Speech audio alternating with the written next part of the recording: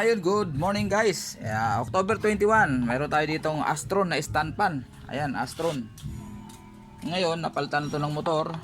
Dinala rito ng may-ari. Wala na raw, may pumutok daw sa loob. At saka, wala na, nung tinesting ko, wala na. Wala nang response yung motor. Ang masaklap, pinalitan na to ng motor. Pero, hindi naglagay ng fuse yung nagkabit. Ayan o, walang fuse guys. Basta pa ganyan, original pa na, ano yan, na rewind. Na hindi linagyan ng thermal fuse. So wala na resistance, 95% sira ang motor. At ito naman, wala na rin resistance, wala nang ugong. Sana fuse lang ang sira. Kasi ito original pa itong motor na to, may fuse yung karamihan. Yan, so ito ang ating project ngayon. At bubuksan natin yan mamaya. So kita nyo guys yung ano, yan. Yan sinasabi ko lagi, dapat nalilinisan yan. Kasi yan yung galing yung airflow papunta dito sa motor. Pag umikot yung LC, hihigop ng hangin yung galing dito sa likod, dadaan sa motor para na preskohan yung motor. Ngayon pag ganyan na, suffocated na siya. Ayun o, lagi ko inuulit, lilinisin natin lagi yan. Wag yung blade lang tsaka screen ang linilinis. Dapat ito mga butas na yan, ventilation tawag dyan, pati dito sa ilalim. Ayan o, grabe o. So hirap na makapasok yung hangin. Nag-iinit lalo yung motor. Bukod sa natuyuan siya na langis. Ayan guys, so yan ang gagawin natin ngayon. At siyempre kakain muna ako. Alas 11:30 na rito ng tanghali guys. Ayan. So ito naman maalwan naman to. Malamang to overhaul lang to. Kung may fuse yan, save yung motor niya. Okay, standby. Ayan guys, continue na tayo. Nakakain na senior. Umpisa na natin tong ating project number 1. Unahin natin yung Astron. Kasi may pumutok daw dito sa motor. Mas maganda yung may thermal fuse kasi para pag nag-overheat uli, kagaya na sinasabi ko, hindi naman pwedeng habang buhay yung langis dyan. Pag nag-overheat uli, at least may protection, hindi masisira ng buo yung motor. So ayan, tanggalin natin to. Ayan, nanikit yung, kasi nga yan o, kita nyo to. Ayan o, diba? Nangitim na yung ano, kasi nga natuyuan ng langis. Hindi naman habang buhay yung langis dyan. Ayaw na matanggal to. Ayaw, kumapit na. Kagwang. Ayaw mong ching. Yan, kanan to. Pag ganito, pag di matanggal, tanggal ko to para malangisan yung dulo. Ayan. Medyo malambot. Ayun. Yan, sa shock lang. Talangisan ko dito sa dulo. Penetrating oil para lumambot, kumalas yung kalawang. Ito. Ayan, nanikit yan dyan. So lagyan natin dito kunti lang para makapasok yung umihikot naman eh. So ayo, kita nyo malambot na. Yan. Yan o, nanikit na. So ito pa isang problema. Ayan o, nadurog na yung kanyang spacer washer. Ayan o, sobrang init. Imagine nyo yung init na. Ayun, sunog talaga guys o. Wala talaga tayong magagawa dito. Ayan o, kita ba? Ayan o, yan yung pumutok sa sobrang init. So picture natin, pakita natin sa may-ari. Dali mo na. Ayan o, kitang kita guys, so sunog o. Talagang wala na, palit talaga motor to, sayang. Eh kung may fuse yan, hindi dapat to masusunog.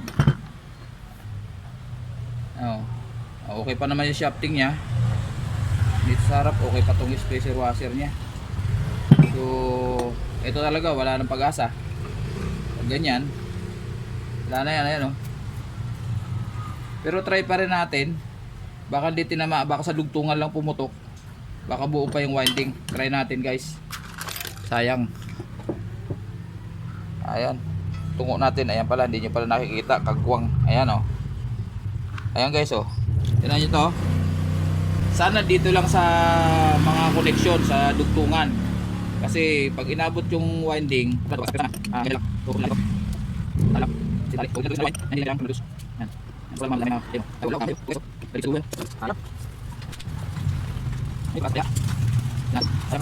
mahal lang motor nga guys. Mga 300 plus to.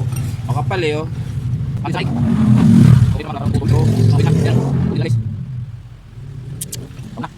Ayan guys, wala na pag-asa. Ayan oh, wala na, putol talaga. Ayan oh. Hindi ko na pipilitin to guys dahil ano na yan. Tsaka nag-umido na rin yung tinamaan ng sige, siyempre kumislap yan to. Wala nang pag-asa. Ayan. Sorry. So, no choice tayo rito guys, kundi putulin na natin to. Wala nang pag-asa yan. Tingin na lang natin. Sayang. So, sayang. Tapos, so sana po pa to. Pakinabago pa natin yung kanyang capacitor. Tingnan natin. Pero pag ganyan sobra init, bukan natin. 1.6 pwede pa to. Kaso makapal to, dapat 2 microfarad ang ilalagay natin. Wala na, 2 microfarad, 1.6 lang ang reading. Magagamit pa rin naman natin pero palitan na natin. Ayan, so guys, nakalas ko na yung ano, yung motor. Eh, meron naman ako reserva ang kagaya nito kasi kailangan may dala ka nito pag magbibili ka ng motor, kailangan mo lagi yung bakal. Ito yung bakal lang, hindi kasama yung tanso. Sayang naman yung tanso. So, may extra ko dito na parehas. Ayan o. Parehas ang kapal. Parehas ang, ito importante kasi yung kapal tsaka yung butas nito. Ayan, sakto. Parehas lang. Tsaka siyempre kailangan lapat dito yan. Ito, lapat dito yan. Ayun, yung tornilyuhan. Yung butas. Okay, so tabi muna natin yan. Akalakaling ko sa yung tanso, sayang yun eh. Pero pag nagmamadali customer, minsan magpipilitan ako bumili kasama yung tanso. Hindi ko na natatanggal yung rewind. Okay, so guys, dito naman tayo ngayon sa isang ano, isang stand pan. Dalawa kasi ito, di ba? So dito naman tayo. Ito original pa to ng motor at nawala lang ng power. Ito yung marumi. So baklasin natin to. Isa lang may-ari nito guys. Yan.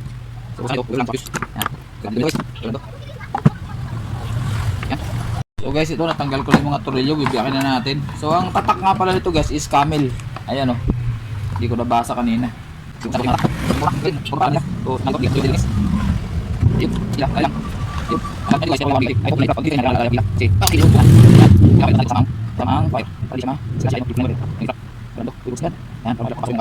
Ayan guys, tanan nyo, ayan o.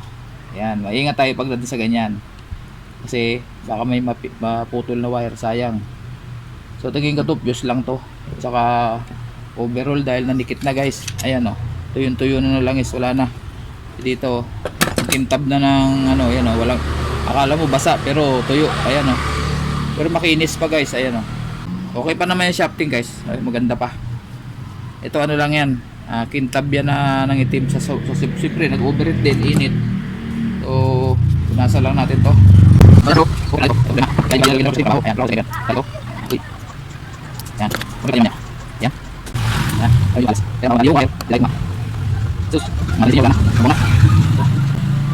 Yan, ito ang dahilan kung bakit mahirap magpalit ng fuse kasi lalo ganito nanikit na yan, oh. Pero tiyagain natin yan, trabaho natin to eh. Iwasan natin dito kasi yung matamaan yung wire eh, para hindi na tayo magdugtong. Yan, andito yung fuse yan guys. To, kita nyo to, ang fuse yan. To, yung papunta dito. So siyempre testerin natin.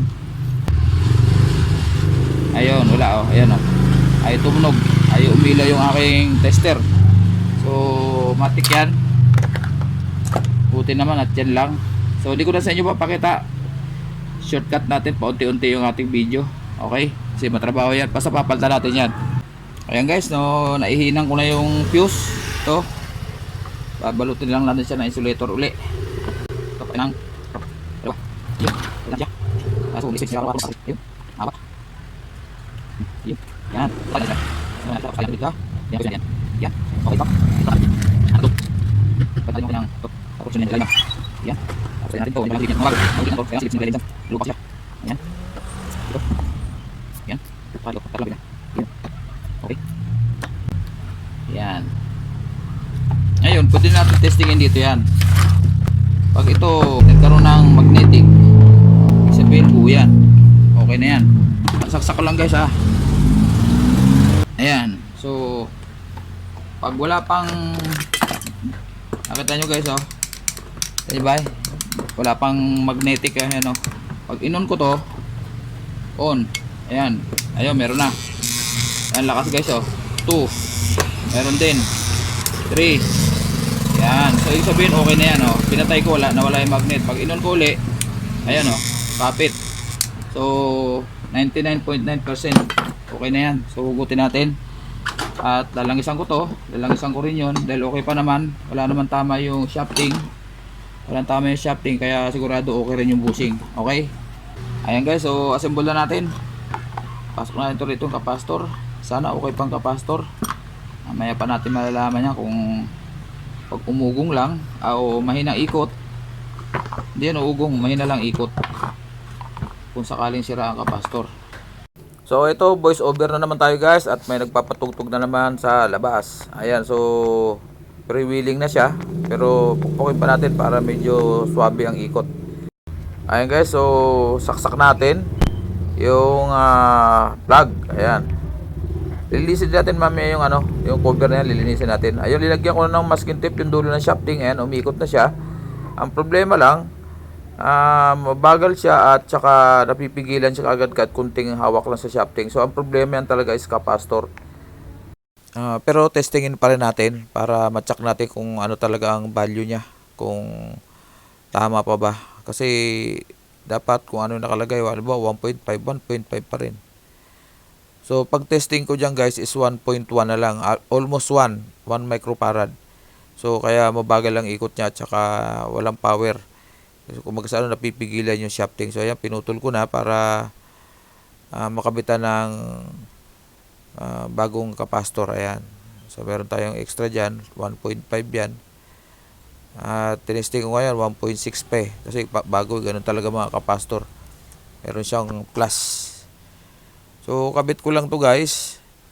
At pasamantala sa labas lang muna para matesting natin kung magbabago yung kanyang ikot, yung power niya. Mamaya ko na ayusin yan, dudugtong natin ng maayos. Siyempre lagyan natin ng string cable tube. So ayan, testing natin uli. Ayan, saksak uli para matesting. Ayan guys, eto, voice over tayo guys, pasensya na kayo at ako'y para kung ayan na, umikot na. Ayan, so malakas na siya, hindi na siya napipigilan. Ulit-uli. Yan. Tapos number 2. Yan. Number 3. Ayun. So okay na siya. Malakas na siya guys. Tsak yan. Maganda na ang ikot niyan. Ayun guys. Ito. Naka-assemble ko na to. At talagyan lang natin ng cover. Siyempre. Sabi na natin yung sabi na ito. Pagkakas ng gamot, hindi mo kasi. Tapos. Kamon. Yan, tapos. Ito. Nak. Ayun. Oh, yan guys. Kita ba yung aking pinagkagawa? Ayun, kita pala. Saksakan natin guys para ma-testing na. Okay, saksak. 1. Iyon. Ayan o. Number 1 pa lang yan. Maganda guys ang camel. Sa totoo lang ang camel maganda. Gawang Pinoy yan pero matibay. Yan. Yan ang i-recommend ako sumunod sa una, KDK. Yun ang pinakamahal. KDK. Pangalawa, Asahi. Pangatlo, camel. Ang standard, hindi na siya nagiging number 1. 2. 3. Okay. Nakas guys oh. Stop. Okay. Stop muna natin ang video natin at bibili tayo ng motor. Dito tayo guys. Ayun, galing na ako sa tindahan dyan sa kabilang subdivision. Iniwan ko na yung bakal doon. Wala siyang stock. So pupunta siya sa ngayon, sa bayan. Pending yung ating trabaho. Kaya ako na itutuloy yung video, at least na-edit ko na yung kalahati. Okay. Ayan, dumating na guys. Ito na yung pinarewind natin kay Boss Ares. Boss Ares, shout out! Ayan o. Patingnan natin. Ipit natin muna. Ate, tama. Malaki na butas eh. Ayan o. Ayun o, di ba?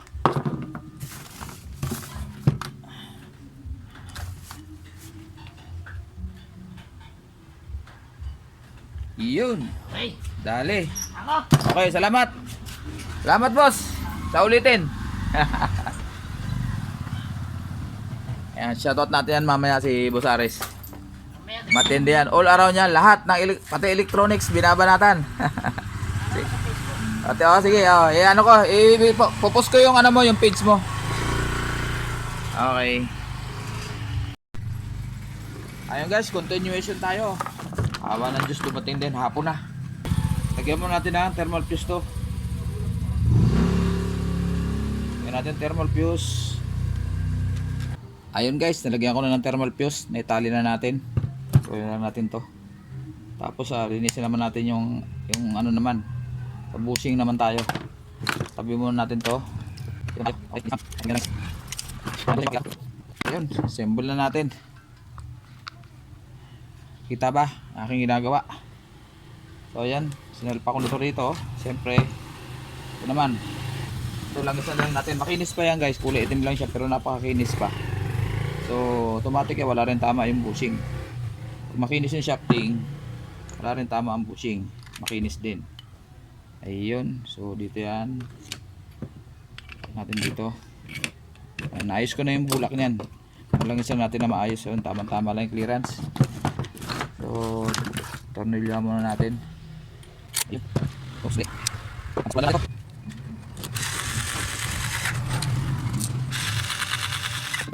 Wala na. Yung isang screw. Wala na, wala na yung screw. Yung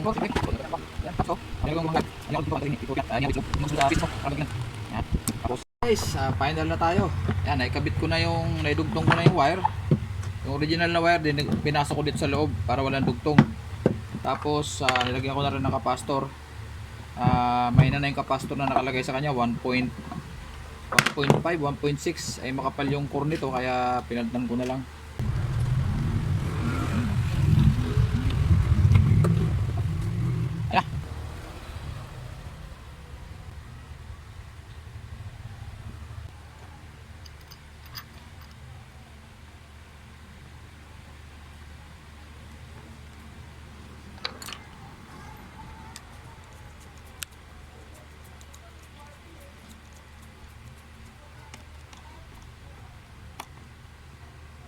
Kailangan talaga ng ilaw.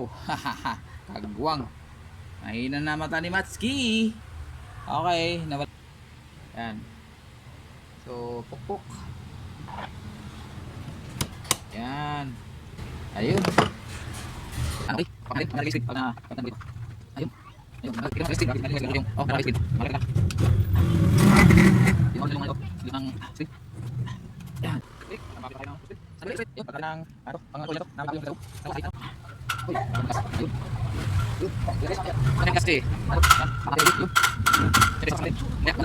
Okay, buksan natin. Ayun. Yan, number 1 guys, oh. 2 3. Ayun na natin nyo. Gano'ng kalakas yan. Ito yung isa yung mas malaki to, Astron. Steady natin. Yan. Importante nag 1, 2, 3. Ayan, patay. Okay na. Ayun, voice over na naman. May tugtugan na naman. Ayan, maraming salamat guys sa inyong pagsubaybay. At sa mga bagong pasok sa aking channel, sa mga dumaan sa video nito, paki-like, share, and subscribe. At siyempre, paki-pindot na rin ang notification bell sa taas para updated po kayo sa lahat ng aking mga buting-ting. Everything. Ayan, basta huwag kalimutan ang pindot ng bell. Ayan, maraming salamat. God bless po sa ating lahat. Matski TV. Bye-bye.